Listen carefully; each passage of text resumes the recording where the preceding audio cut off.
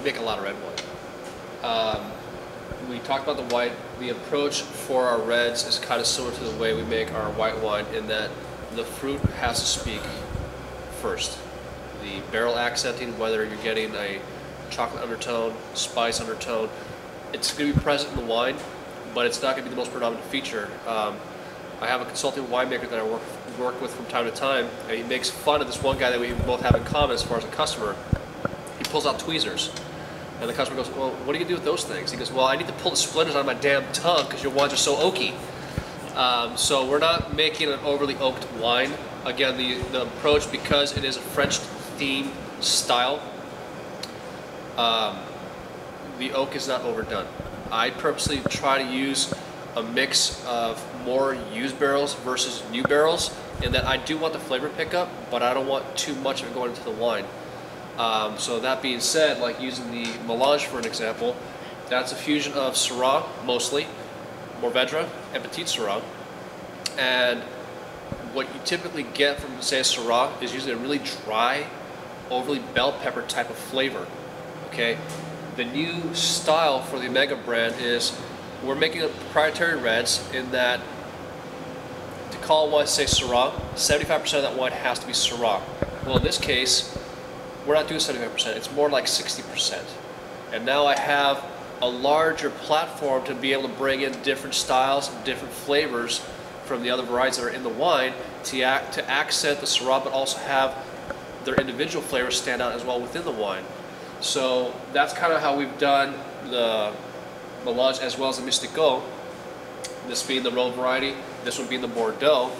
And we're finding that we were making balanced wines to begin with, but now we're adding to the palate.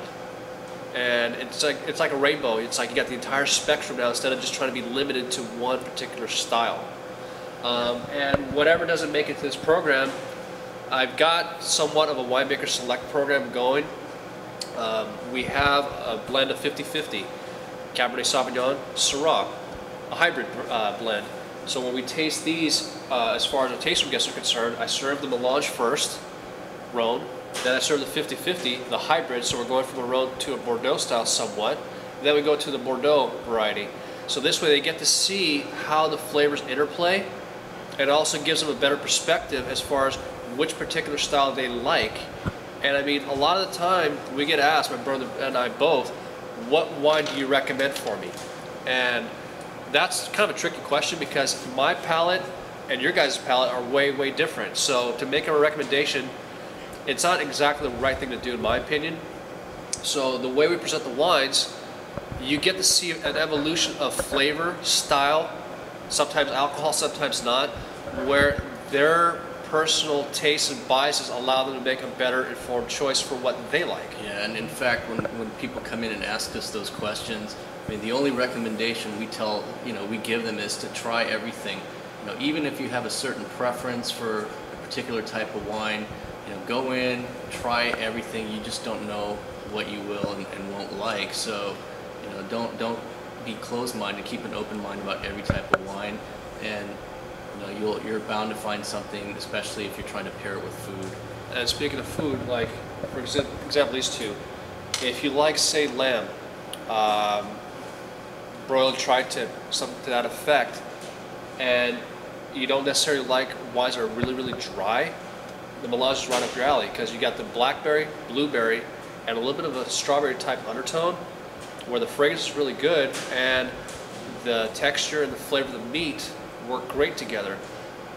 By comparison, the Bordeaux, slightly drier, bigger, heavier. So if you're more of a Cabernet type of guy, blackberry kind of flavors with anise, that's what the Bordeaux's for. So it gives people the ability to kind of switch up what they're doing, and instead of saying, well, I'm kind of focused on this particular food, well, now you're bringing other things to the table.